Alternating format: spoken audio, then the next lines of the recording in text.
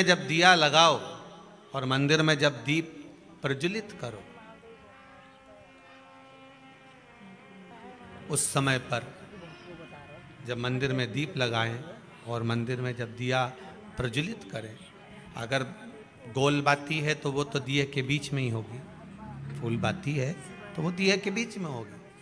और मान लो अगर लंबी बाती लेकर गए हो, लंबी बाती को लेकर पहुँचे हो, तो अगर दीप लगा रहे हो, कामना रख कर लगा रहे हो कि मेरी ये कामना है, तो वो दीप का बाती का मुख अपनी ओर रखना, पर कोई कामना नहीं।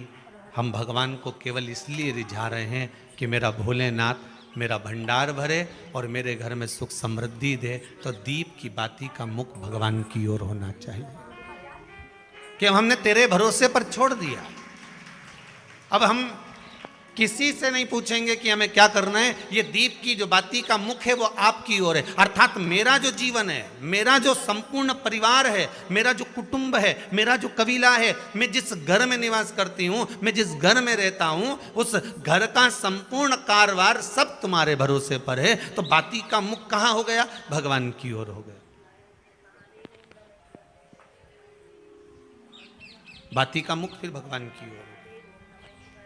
पर ज़्यादातर लोग दिया जो लगाते हैं ना, वो अपनी ओर बाती करके ही लगाते हैं। मतलब इनकी कामना चलती ही रहती है 24 घंटे। कुछ कुछ कामनाएं इनकी जागरूक रहती है, इनकी कामनाएं निरंतर रहती है। पर उस बाती में जब आप अपना संपूर्ण परिवार, संपूर्ण अपने परिवार का दुकान हो, धंधा हो, व्यापार हो, व्यवसाय हो, चाहे आप जितना भी कार्य कर रहे हो, फैक्ट्रियां चला रहे हो, वो सब अपने भगवान के भरोसे पर दे दिया, भगवान की ओर दे दिया। तो इसका मतलब ये नहीं है कि बाती का मुख भगवान की ओर हो तो तुम भगवान के बिल्कुल करीब में ही बाती का मुख कर कर लगा दो और भगवान को मालूम पड़े चोट लग जाए, ऐसा भी नहीं। जब भी दिया लगता है, आप बहुत ध्यान देना महाराज, अगर भगवान जिस स्थान पर बैठे हुए हैं, अगर दिया हमको रखना है, भगवान जहाँ विराजमान है, दीप जब भी रखा जाता है भगवान के सामने, तो अपन जहाँ विराजमान है उससे भगवान और अपने बीच में कम से कम 2 बीता की दूरी तो होना ही चाहिए, जिससे भगवान को भी चोट ना लगे, भगवान को भी घात ना लगे। तुलसी महारानी को जो दिया लगाया जाता है वो तुलसा महारानी से दूर लगाना चाहिए। तुलसी के क्यारे में दीप लगाने का प्रमाण नहीं है कि तुम तुलसी के क्यारे के अंदर दिया लगाओ। पहले तो ऐसा नियम था कि तुलसी का जो क्यारा बनता था उसमें एक नीचे अलग से दिया रखने की जगह बनती थी, तो उसमें दिया रख दिया जाता था। आज के ज़माने में इतनी जगह ही नहीं कि वह में रखो, तो लोग वो कुंडा में धर के आ जाए। अब वो कुंडी में रख के आए, मालूम पड़े तुलसी महारानी का पत्ता मुरझा जाता है, तुलसा महारानी भी ऐसी मूर्छित हो जाती है, तुलसा महारानी भी चारों तरफ से वो दिए की लो से जल जाती है। ऐसा दीप लगाने का कोई फायदा नहीं, ऐसे दीप की कोई महत्वता नहीं है। किसी को कष्ट देकर, किसी को परेशान कर कर, देवता हो चाहे आप हो, आप किसी को कष्ट देकर, किसी को परेशान कर कर अगर भजन कर रहे हो तो उसका कोई सुख नहीं है हमारा, उसका कोई आनंद नहीं है। किसी को भी कष्ट देकर अगर आपने भजन भी किया, यज्ञ भी करा, दान भी करा, पुण्य भी करा, सत्कर्म भी करा, भजन भी करा, उसका कोई तत्व नहीं। शाम को 4 बजे से लेकर 7 बजे के बीच में शंकर और पार्वती के भ्रमण का समय रहता है। मेरे देवाधिदेव महादेव और माता पार्वती के भ्रमण का समय, भगवान शंकर पार्वती घूमने को निकले। इसलिए हमारा सनातन धर्म कहता है शाम के समय पर माताओं को झाड़ू नहीं लगाना चाहिए, शाम के समय पर माताओं को चूड़ी बिछिया नहीं बदलना चाहिए, शाम के समय पर माताओं को मांग में सिंदूरा नहीं भरना चाहिए, शाम के समय पर माताओं को बाल नहीं बांधना चाहिए, शाम के समय पर माताओं को चौखट पर नहीं बैठना चाहिए। उसका कारण क्या है? क्योंकि पार्वती जी ने भगवान भोलेनाथ जी से कहा था कि तुम मुझे रोज शाम के समय प्रदोष काल में भ्रमण के लिए लेकर जाते हो, मेरे लिए आज्ञा क्या है? शंकर भगवान ने कहा सुनो पार्वती, मंदिर के अंदर नंदी रहता है, जाने वाला यात्री जब मंदिर में मेरा दर्शन करने आता है तो नंदी के कानों में कहकर जाता है कि शिव जी को मेरे यहाँ लेकर आना। मैं नंदी के अनुसार उनके घर जाता हूँ, मेरा काम है उनका कल्याण करना और तेरा काम है उनके घर की नारी को अखंड सौभाग्यवती का वर प्रदान करना, ये तेरा काम। तब पार्वती माता ने कहा अखंड सौभाग्यवती होने का वर मैं तो दे दूंगी, पर उस समय पर माताएं चूड़ी बदल रही होगी, हाथ से चूड़ी निकाल रही होगी तो मैं वर कैसे दे सकती हूँ, मांग भर रही होगी तो मैं वर कैसे दे सकती हूँ, उस समय पर चूड़ी बिछिया बदला जा रहा होगा तो मैं वर कैसे दे सकती हूँ, उस समय पर झाड़ू लग रही होगी तो मैं लक्ष्मी को वहां कैसे भेज सकती हूँ, आप बताओ। तो शंकर भगवान ने कहा प्रदोष का समय एक ऐसा समय होता है, शाम का समय ऐसा होता है जिस समय पर केवल शंकर और पार्वती की आराधना का समय होता है।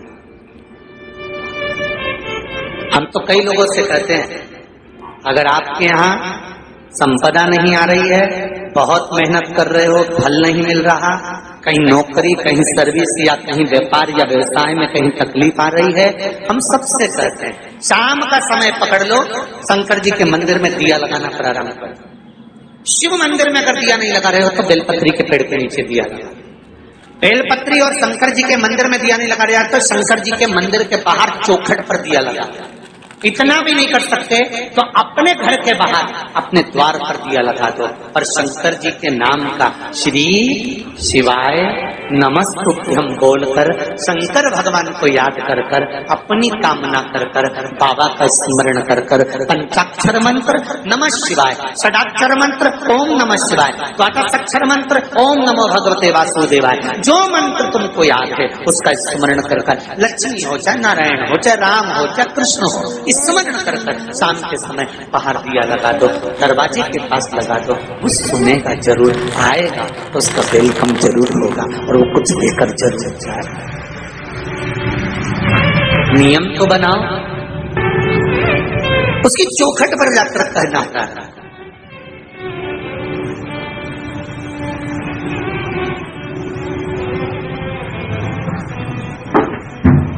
बृहस्पति महाराज ने कहा कि शाम का समय जो प्रदोष का समय होता है उस समय पर इंद्रदेव तुम शंकर जी की आराधना करो। शिव आराधना से शंकर जी जो मार्ग प्रशस्त करेंगे, शिव आराधना से जो शंकर जी कहेंगे वो तुम करना, ठीक है। आराधना करी बाबा भोलेनाथ जी।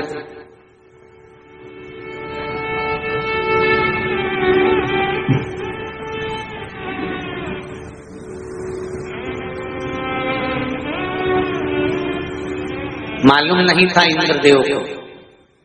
बृहस्पति महाराज ने प्रदोष की महत्वता समझाई तो प्रदोष का समय जानकर शंकर जी पर 7 बेलपत्र प्रदोष के दिन इंद्र ने समर्पित कर दी बिना सोचे। कितनी बेलपत्र? 7। प्रदोष का व्रत करो चाहे ना करो, मंदिर में चढ़ी हुई बेलपत्र को उठा लो,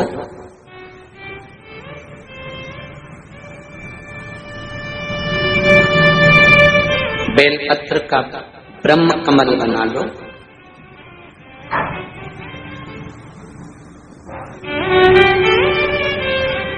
ब्रह्म कमल का मतलब होता है डंडी बीच में रहे, आसपास पत्तियां रहे। 7 पत्ती का ब्रह्म कमल बनाकर, जैसे ये पत्तियां हैं एक जैसी रखी हुई हैं तो इसको फैलाइए, 7 पत्ती को आपस में फैलाकर ब्रह्म कमल बनाए। प्रदोष का व्रत करें ना करें, जरूरी नहीं है कि वृक्ष से ही पत्ती लेकर आओगे तो ही शंकर जी को चढ़ाओगे। शिव जी पे से चढ़ी हुई उठाकर धोकर ब्रह्म कमल बनाकर बाबा से विनय कर कर, हे प्रभु आज मैं इस काम के लिए जा रहा हूं, बाबा मेरा यह कार्य है, बोलकर श्री शिवाय नमस्तुभ्यम बोलकर शिवलिंग पर समर्पित कर दो। दिन भर के प्रदोष व्रत का फल बाबा एक बेलपत्री समर्पित करने पर ही प्रदान कर देता है। शिव प्रदोष व्रत कर रहे हो उससे बढ़कर कोई प्रसन्नता नहीं, पर नहीं कर रहे तो प्रदोष के दिन या 12 महीने शिवरात्रि आती है, श्री शिवाय नमस्तुभम, हर हर महादेव। कैसे हैं आप सभी लोग? आशा करती हूँ आप सभी बहुत अच्छे होंगे। देखिए, जो भी मेरे चैनल पर पहली भाई बहन पहली बार आए हैं वह मेरे चैनल को सब्सक्राइब कर लें। मेरी वीडियो कैसी लगती है कमेंट में हर हर महादेव लिखना ना भूलें। देखिए, आज का उपाय बहुत ही अच्छा उपाय बताया है। प्रदोष काल में अगर आप एक दीप अपने दरवाजे पर लगाते हैं तो धन का आपके यहाँ भंडार भर जाएगा, लक्ष्मी का आगमन होगा। कहते हैं प्रदोष काल में शिव पार्वती भ्रमण के लिए निकलते हैं तो नंदी के कान में जाकर अगर आप मंदिर जाते हैं तो उनके कान में अवश्य कह के आएँ कि भ्रमण के लिए आप शिव जी और पार्वती को लेकर आते हैं प्रदोष काल में शाम के टाइम, तो हमारे यहाँ अवश्य लेके आएँ। तो ऐसे कान में कह के आना है नंदी के कान में, और आपको आना है घर। शाम को आपको एक दीप लगाना है, शाम को अपने दरवाजे के पास लंबी बाती का लगाना है घी का, और आपको प्रज्वलित करते समय यही बोलना है कि हे नंदी बाबा, आप शिवजी पार्वती को भ्रमण करने के लिए लेके आए हैं तो हमारे यहाँ उनको लेकर अवश्य आएं। पृथ्वी पर प्रदोष काल में शिवरात्रि में एकादशी पर शिव पार्वती पृथ्वी पर भ्रमण के लिए आते हैं, तो इसलिए आपको दरवाजे पर एक घी का दीपक अवश्य ही लगाना चाहिए। इससे आपके यहाँ धन में बरकत होगी, आपके यहाँ धन संपदा खूब बढ़ेगी, कोई भी कष्ट बीमारी नहीं रहेंगी। आपके यहाँ धन संपदा की जो भी कमी है वो कमी पूरी होगी। जिस व्यक्ति के यहाँ धन की बहुत कमी है, कष्ट बहुत ज़्यादा है, विपदा आ पड़ी है, समझ नहीं आ रहा है क्या करें, तो प्रदीप मिश्रा जी ने शिव पुराण में बता दिया है कि अगर आपके यहाँ ये सब परेशानियां हैं तो आप एक उपाय अवश्य कर लें। प्रदोष काल में एक दीपक अवश्य लगाएं।